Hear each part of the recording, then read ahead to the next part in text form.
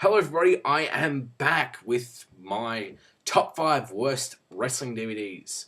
And these are just the DVDs I actually own. These don't include DVDs I don't own. Because ones I don't own, ones that are really bad, I'm not going to own, especially if I've heard from other people that they're quite bad. But yes, this will be the worst ones I own, the absolute shit. And the reason why I'm doing this is because, and I don't own a lot of shit, but this is quite a shitty 5 DVDs. The reason why I'm doing this is because Impact's not airing in Australia anymore, and that's something I'm quite happy about. And so I realized something was missing in my life. I needed something to be angry at, wrestling related, that is. And I mean, I've been really enjoying a lot of wrestling, so I thought I'd get back to my roots of being pessimistic. As people are aware, I was quite generous with WrestleMania, and I unapologetically enjoyed that show. And yes, I'm aware it makes me look like a soft touch, but the truth is, I usually only review shows I actually enjoy. If it's shit, I usually just go, oh god, I'm not reviewing that crap. I don't want to even think about it anymore. I don't want to think about the fact that I wasted 2.5, 3.5, 4 hours of my life on that shit. But I still like to hope that my shit detector is still working, that I know the difference between what's good and what's shit. And so, yeah, I'm going to prove it to you with my top 5 worst DVDs. And it's in order of, well, best to worst. So, I mean, best. So least shit to shittest. So 5 being the least shit and 1 being the shittest. Number 5. A lot of people won't consider this shit, but it is quite shit. And that's the Best of TNA 2007. There's many reasons why I picked this. The match selection isn't too bad, but it also isn't the best. But I mean, 2007 wasn't the best year for TNA. Either was 2008, 2009, 2010, and from what I've seen, 2011. But I don't have to see any more of that shit, so it doesn't bother me. They've got some good matches in there, but a lot of them are gimmick matches. And once you've seen the big spots and the massive bumps, it's not appealing anymore. The wrestling quality just isn't there. And then it's got some matches that just bring up bad memories. Like, in hindsight, I really disliked the Kurt Angle Sting match from that year's Bound for Glory. The one where Kurt Angle got hit in the face with a baseball bat, and he went to do a 450 splash on Sting and just kneed him in the sternum. Also, Kurt Angle versus Samoa Joe from Hard Justice 2007. Hands up, people. How many of you actually remember Hard Justice 2007? I know I do, and I just hope I'm never reminded of that again. But it does have a good match in Kaz versus Christian Cage. I really enjoyed that match. But one of the main reasons why I dislike this, I actually can't remember buying it, but I remember having it and opening it up and taking the DVD out, popping it in, and thinking to myself, hold on a second, why does it look like shit? And I mean that quite, well, I shouldn't say literally, but it looked really bad. I mean, there was a lot of digital artifacting in it, and what I mean is pixelation. There was a ton of pixelation in it. I'm like, it looks really dodgy. It doesn't look DVD quality. I mean, it's not, it's not like they've been trying to cram a whole bunch of shit in it, and they've had to lower the quality. Well, I hope they didn't have to. But I mean, it just looks like feces, to be frank. So, on to my next one. The International Assault Tour 2005 from World Series Wrestling.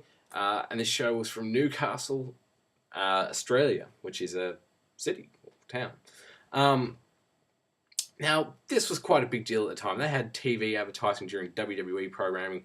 Some big-name wrestlers like Frankie Kazarian or Kaz, Test, Samoa Joe, Nathan Jones. Oof.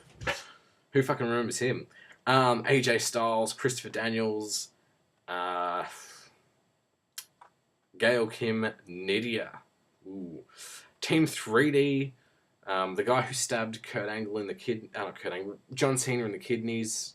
You know who I'm talking about. He was also in Wrestling Society X, I think. Rhino and Jeff Jarrett. So a lot of TNA stars were brought in for this show. But there's only one really good match that's worth seeing on the show. I mean, everything's okay to acceptable. But the best match is AJ Styles versus Christopher Daniels. Surprise, surprise. But a lot of the show, it just suffers from really poor production values. It's not like this was some small indie show or something. There was quite a few people in attendance. It was done in a big building. Looks like shit. It's not a problem of digital artifacting like it was with this piece of shit. It was just a problem of bad cameras, bad camera work, bad lighting, bad commentary, which Jeremy Borash was doing with some other guy, I think. And it just...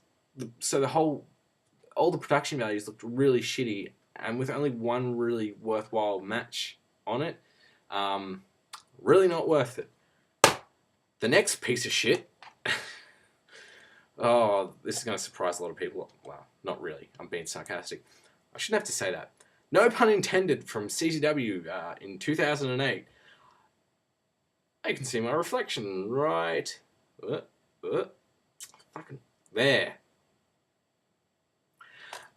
For those of you still with me, at the time, in 2008, CZW wasn't doing the best, but it wasn't necessarily bad. It was getting better from what it had been in the past, but it still wasn't quite as good as it is now. And I got this show because, it was... not that it was on sale. I got it in 2008, not long after it came out. And I thought, yeah, I'll get it, because CZW shows have been, of varying quality, but I typically enjoy them a bit more than I had before that. So I got it. For those of you who don't know, this show that's got a stripper pole and like a little silhouette of a stripper. It was actually done in the backyard of a strip club in Vineland, New Jersey. It was a shit show. The wrestling was shit. It's not that the wrestling was shit, but some of the matches were shit. And a lot of the matches the good matches, were really short. Like, they were like 5 minutes. And then there were some bad matches that just went on too long. There was only like one match I would probably give above 3 stars. And I would probably only just give it 3 stars. And that was the main event of Drake Younger versus Trent Acid. And even then, you could argue that wasn't a 3-star match. Everything else was pretty shitty, to say the least. I mean, if we were rating this show, this would probably get like a 4.5, I'd say. But that's not even the shittest DVD I have. Ignore the top part, the Autumn Armageddon. Yeah, this is number 2.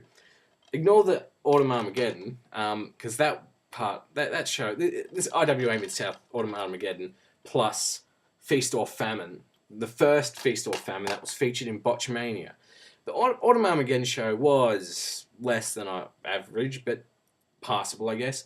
Feast or Famine, if you don't remember this from Botchamania, this is basically where they took a bunch of guys and paid them nothing and had them wrestle, and it's like, oh, a tryout match. And if the fans like you, 12 of them, and I'm not exaggerating it, I could probably count 12 to 15 fans in attendance.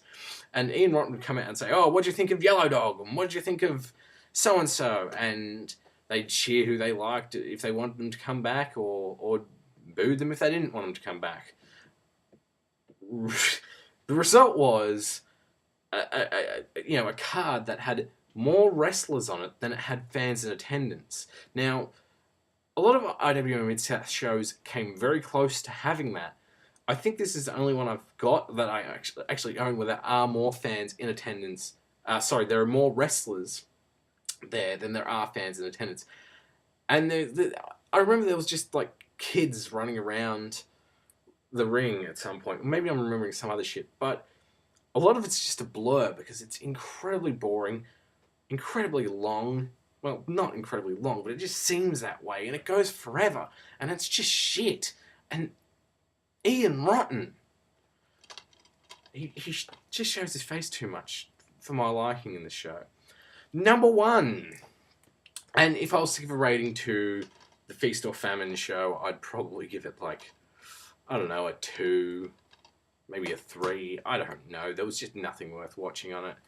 It's really embarrassing to watch, but not as embarrassing as this DVD. My number 1 pick. It's the U-Shoot DVD with Dixie Carter. I didn't buy this, actually. My friend lent it to me, and then as soon as he gave it to me, as soon as it was in my hand, I should have taken the hint that this is going to be shit when he said, you can keep it. And I was like, okay. And I only got around to watching it recently, and I said I was going to do a review of it. I decided not to, but this will be the closest thing I have to a review of this shitfest. The whole concept I really like, which is, fans and wrestling journalists getting to ask a personality from within wrestling questions. I really like that concept, but especially when it's the owner of the second biggest company within the United States. But Dixie Carter herself just ruins the actual DVD. Sorry, guys who are making kayfabe commentaries. Sorry, you guys. But you didn't do anything wrong. Dixie Carter did. My major problem with it is she just sits there and gives a bunch of politician answers to these questions. She tries not to say anything too controversial, which, she does say some things that they were able to put into the trailer and make it seem like, oh, she has a lot to say. But she really doesn't. Like, you can ask her these things, and she just gives this really bland, generic answer. It's incredibly boring. You pretty much can tell what she's going to answer every question with before the question's even finished. And a lot of the things you just think, like, you're just talking out of your ass. We know the actual truth, and it's like, oh, these people weren't there. They don't know. Like, the whole thing about everyone remembers her phrase when I hear a Fire Russo, her quote, when I hear a Fire Russo chant, I'll fire someone else up, but not Vince Russo. That just came across as really stupid, because the thing is, people don't, like, she's like, oh, it wasn't Vince Russo who wrote those angles. Sorry. It wasn't Vince Russo who wrote those angles that got the Fire Russo chants. It was so-and-so. But the whole product is shit. Like, from top to bottom. Product shit.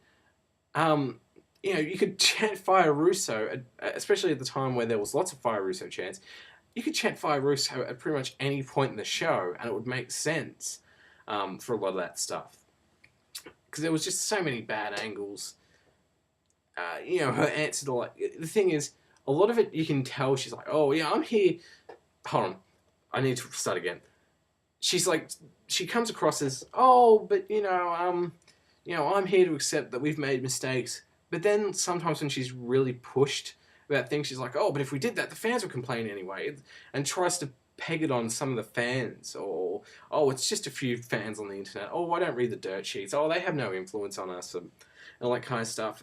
And she comes across as, while obviously she's trying to be, polite and nice and stuff, and like a politician would, she does come across as very condescending. Just watching the DVD insulted my intelligence, and that's not just from Dixie Carter, but also from some of the videos I saw. The videos that people sent in to ask Dixie Carter questions really made me embarrassed to be making videos about wrestling. I was just like, oh god, I can't believe that guy is like in a mask on the toilet. Oh god, I can't believe that guy's in a mask with no shirt on. That was really embarrassing. I'm pretty sure if Daniel Talks Pro Res saw some of those, he would give up on wrestling then and there. But he might have actually seen it, and I might just be giving him more credit than he deserves. Anyway, I am done. Everyone go subscribe to Silver Kyle Wrestling, I think is... The link's below. Everyone go subscribe to him. He is good. I want to talk about him more in another video, where I'll be talking about some of my favourite YouTubers, which may be my next video. Yeah, everyone take it easy and don't die.